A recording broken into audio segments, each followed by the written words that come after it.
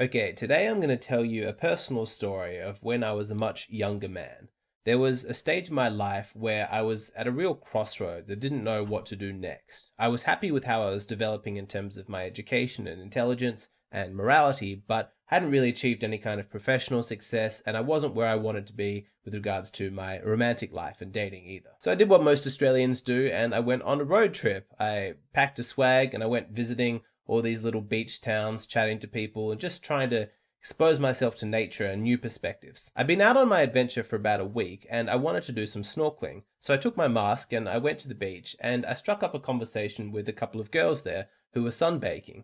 And we had a fantastic time. We really got on. We shared a lot of similar perspectives. We ended up hanging out later on that night. We got some Thai food. We went to watch the sunset. It was an awesome time. One of the girls was really pretty and she had a personality that I really responded to. So we swapped contact information, and a couple of weeks later, she and her friend were on a road trip and ended up coming to where I lived. And then we met up, and I took them around town, I showed them the sights, and things were going well. We were flirting, the conversation was good. I knew that it was important for my romantic aspirations with this girl that her friend liked me. And so I was always polite and respectful, even when we had disagreements in conversation. I wasn't a pushover. It's always been a part of my personality to speak my mind, but things were always polite. Now, as the night went on, the three of us felt safer and safer in each other's company, and so the topics of conversation got deeper, more philosophical, more emotional. And at one point, her friend opened up and shared that she had been raped. Now, when you hear this, I think this is true for most men, but it triggers a very ancient, primal, masculine, protective kind of energy. You think that is absolutely horrible. I want to protect this woman. I want to go beat up the guy who did this. But here's where things got a little bit more complicated for me, because as her friend shared the details of what specifically had happened to her, it put me in a tough spot because what she was describing to me didn't actually sound like rape. Let me explain. She was in a relationship. They were adolescents. Both of them were 17 years old, kids basically. And her boyfriend had all of these sexual desires that he wanted to play out with her. Things that he had explicitly explained that he'd seen in porn that he wanted to try out.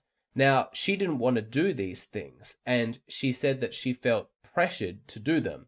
Like, she would say, no, I don't want to do that, but he would keep asking, he would keep begging, he would keep insisting, and eventually she would relent, and they would engage in whatever the sexual act was. Now, to be absolutely clear, fuck that guy. That is a horrible position to put a woman in. If a woman says no, you can't just keep insisting and begging and emotionally blackmailing her into doing something that she doesn't want to do. And from this woman's accounts, she was really, really upset after each one of these instances, and he basically ignored her emotions. Anybody who can be that cold and indifferent to the impact that they're having on another person's behavior, I think is an absolute scumbag.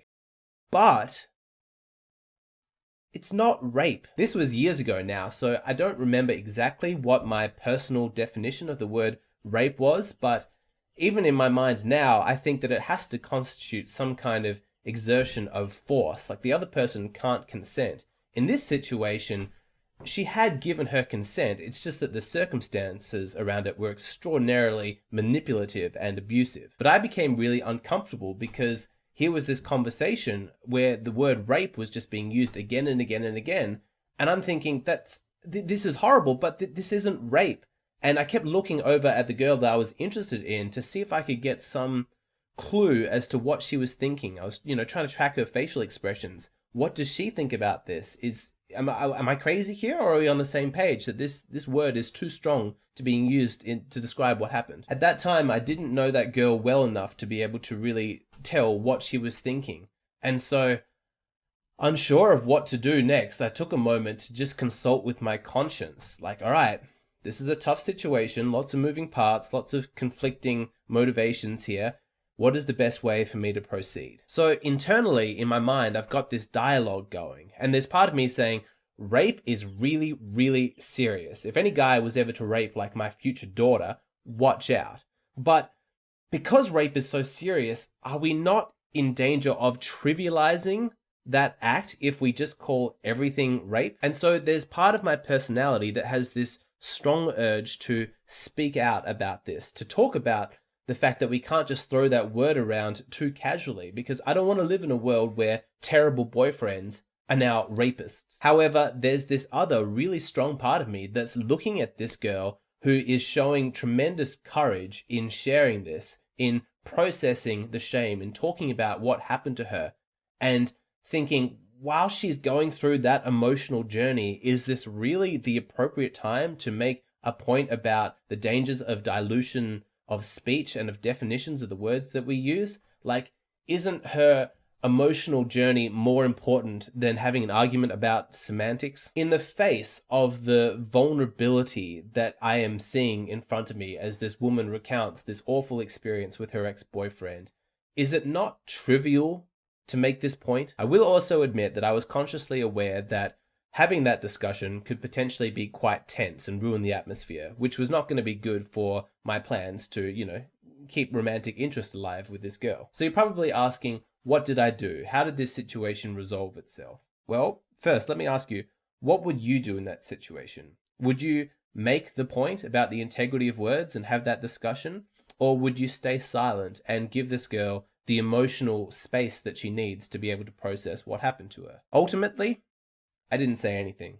I came to the conclusion that to do so would have been cruel. To give you a little bit more context, this girl had been in denial, apparently, for years about how bad her relationship with this boy was. And it's only when she went to a support group and somebody there had used the word rape did she actually begin to confront just how abusive and manipulative the dynamic had been. And so while the accuracy and the appropriateness of that particular word is open to debate, for her, that word had been an important vehicle for her to be able to process the emotions of what had happened. An important part of the process of releasing shame about things that are traumatic that have happened in our past is sharing them with new people and feeling like it's safe to do so and not receive any judgment or criticism. She was a nice girl. She was interesting, funny, intelligent. She'd been really, really sweet to me, and I was pleased to see the progress that she was making. And at that moment, I didn't want to take that word away from her and potentially undermine the good work and progress that she'd made. As with many things in life, this was messy and there was no perfect solution. And ultimately, you're forced to make that choice between the lesser of two evils. Now, some of you wouldn't have made the choice that I did. You wouldn't have stayed silent. But I hope that you can agree that there was no easy choice in this situation, and that you can understand why I did what I did. After that incident, it made me reflect upon myself, and I realized that while I do hold quite strict moral standards for the people who I speak to and interact with in my life, I don't apply those moral standards equally. I figured this out because had it been the girl that I was interested in who was sharing the story and using that word rather than her friend, I probably would have spoken up. I would have said something. Perhaps I wouldn't have mentioned it right there in the moment. I would have given her the space to explore her emotions and to feel safe to do so. But definitely later on, it would have been a topic to bring up. This is an important step because people are not going to be open to criticism from somebody or even just listening to a disagreement unless they're certain that it's coming from a good place. Otherwise, it's just going to be written off as ego, argument, something like that. So it's important, if you want to make any kind of critical suggestion to a woman about her behavior, her choices, her use of words, whatever the situation may be, she needs to know that you're doing so from a good place and that you care about her. And so in this situation, I would have done that by allowing her the emotional space to process it to begin with in a safe and supportive environment. And only later, when she was confident that she had that, would I have gone into the details about, hey, do you mind if we talk about this? This is something that's been on my mind. In terms of structuring that difficult conversation, it's important to frame it so that the two of you are on the same team. So you start off by saying, isn't it frustrating the limitations of words and how everybody holds different definitions? She'll agree to that. It's a very rational position to hold. And then you can bring up the example of how you can have consensual intercourse on one end of the spectrum and violent rape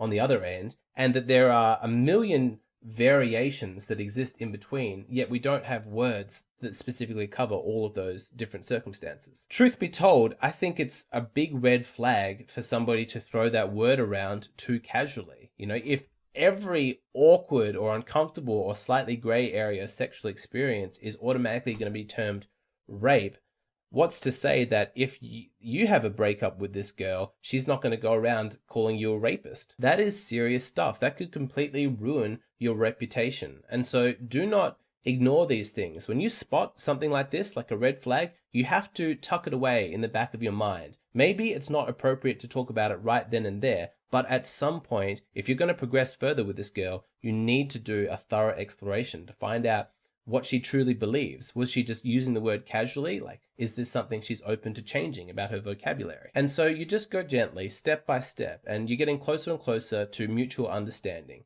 And your eventual goal is to be able to completely share your feelings about this topic uncensored, to find out whether or not she agrees with you. Only if you find that you're truly on the same page about this should you continue to invest in the relationship. If not, then it's not really safe to continue. You also need to make sure that she's not just saying yes because she's interested in you. She sees you as a high value man, and so she wants to make a good impression. You need to make sure that she truly has the same beliefs that you do. It's not just an act. But that's a big topic. I'm going to cover that in a future video. Is flirting natural?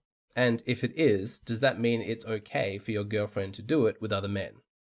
That is the topic of my latest video. In this video, I explain where the skills to flirt come from, as well as the psychological state that you can access that makes flirtation come naturally to you. I explain whether or not it's a good sign that your girlfriend is able to flirt. I talk about what it means if your girlfriend is flirting with other men, the conversations that you need to have, the boundaries that you need to put in place, and how to respond to her objections. And lastly, I talk in detail about why excessive flirtation in a woman is a red flag. If you're curious to know more about the dynamics of flirtation, then I highly recommend this video. For every video that I post here on YouTube, I post an additional bonus video on my Patreon page. That means that at the moment, you're only seeing half of the total content that I create.